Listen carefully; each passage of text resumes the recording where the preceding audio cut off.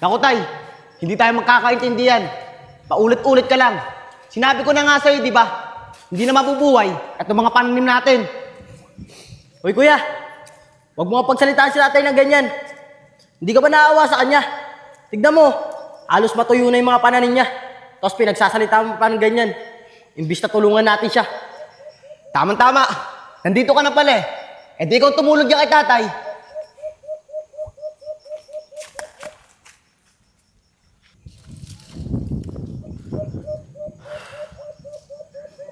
Tay, huwag po kayong mag-alala. Nandito naman po ako eh. Tutulungan ko po ulit kayo. Nabuhayin itong mga pananim niyo. Oscar anak, maraming salamat sa iyo. Di ko rin alam kung ba't ganyan ugali ng kuya mo. Para sa naman kayo pinalaki ng maayos eh.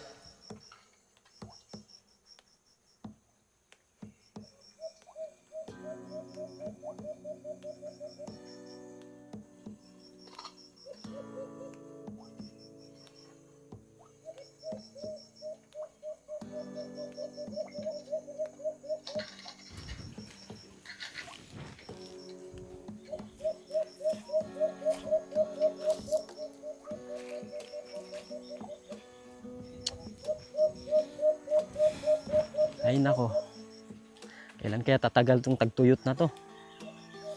Pati yung mga talong ko, nanunuyot na rin, ang liliit. Paano kayo makakaani ng mas maganda nito? Sana naman, tag-ulan na, para madiligan yung mga pananim kong talong. Pati Tay! yung mga saging ko, Tay, tuyo na rin. alis muna ako ah. Nandiyan naman si Oscar eh. Tsaka pwede ba tay? Pabayaan mo na yung mga pananim mo na yan. Mga lanta na naman yan eh. Tsaka, di nabubunga na maayos yan. Mahihirapan ka lang dyan. Apong anak, alam mo naman 'di ba? Dito lang tayo nabubuhay sa mga paninim natin. Imbis ganyan sasabihin mo sa akin, tulungan mo na lang ako kung paano mabubuhay ulit yung mga pananim natin. Ano tay? Tutulungan kita kung paano ulit mabubuhay ang mga yan. Tay, nakikita mo ba yun oh? Nagtuyot nga. Tay, sa sobrang init ng araw, pati mga pananim natin, natutuyot na. Kaya tay, huwag ka nang umasa na mabubuhay ulit yung mga pananim natin. Apong anak, narinig mo ba yung sinasabi mo? Di naman kita pinalaki ng ganyan ah. Sinasabi ko lang, tulungan mo ko dito kung paano mabubuhay ulit natin yung mga pananim natin. Si tatay, tinitignan na naman yung mga pananim niya. Matulungan niya.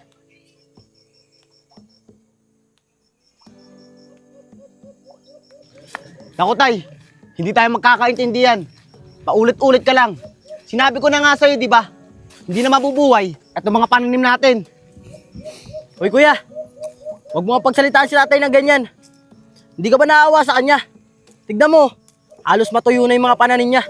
Tapos pinagsasalita mo pa ng ganyan. Imbis na tulungan natin siya. Tama-tama.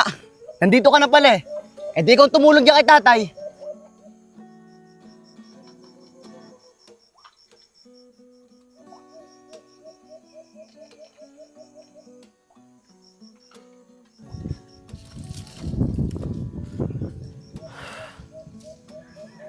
Tay, huwag po kayong mag-alala. Nandito naman po ako eh. Tutulungan ko po ulit kayo. Nabuhayin itong mga pananim niyo. Oscar anak, maraming salamat sa iyo. Di ko rin alam kung ba't ganyan ugali ng kuya mo. Para sa naman kayo pinalaki ng maayos eh. Sige po tay, hayaan niyo na lang po yung si kuya. Nandito naman po ako eh. Tutulungan ko po kayo. O tay, kahit naman po pala papaano eh. Nagbubunga tong pananim nyo. Kulang lang po talaga to sa dilig. Anak, paano naman natin madidiligan to? Sa lugar na to, ang hirap makahanap ng tubig. Ano ka ba naman tay? Anong ginagawa ng poso dun oh? Kaso, malayo lang talaga. Tsagain na lang natin. Tama Para ka dyan. madiligan to. Mga pananim mo. Tama ka dyan anak. Paano? Tanggalin natin yung mga tuyot. Sige po tay.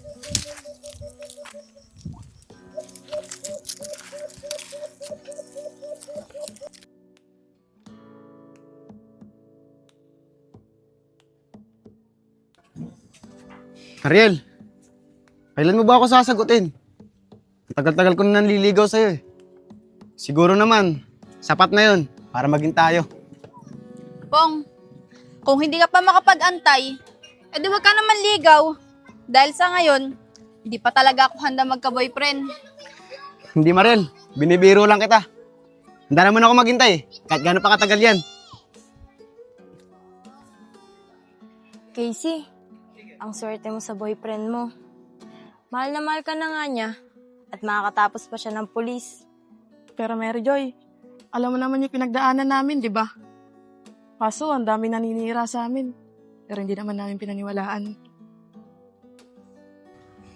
Mariel, lagi mong tatandaan ha. Mahal na mahal kita, kahit anong mangyari. At hindi ako titingin sa ibang babae, kundi sa'yo lang. Sus, yan naman sinasabi ng mga lalaki. Basta Mariel, maniwala ka sa akin. Kung magiging tayo man, babaguhin ko lahat. O Tolapong, pila dumidiskarte ka na naman kay Mariel ah. Sige na, maiwan ko na kayo dyan ha. May bibilin pa ako eh. Mariel, basta, lagi mong tatandaan ha. Totoo yung sinasabi ko sa'yo. Tol, alam mo naman di ba?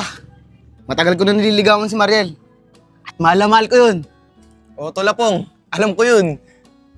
Tol, congrats ha. Magtatapos ka na magpulis. Makakaingit ka. Ikaw kasi Tolapong eh. Nag-aaral ka na nakakarang taon. Puro Easy. pagbubulak-bulang ginawa mo. Ano ba Sasabihin naman, ako Tol? sa'yo. Huwag mo na Pero, ipaalala yun. huwag ka maingay ah. Tagal na naman nun eh.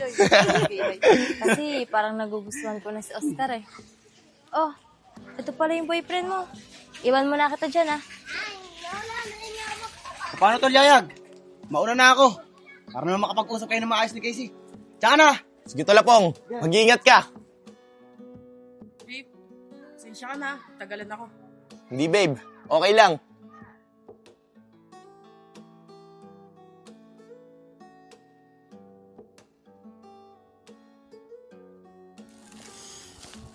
Anak ko, tinapay. Sige po, tay. Kain na rin po kayo.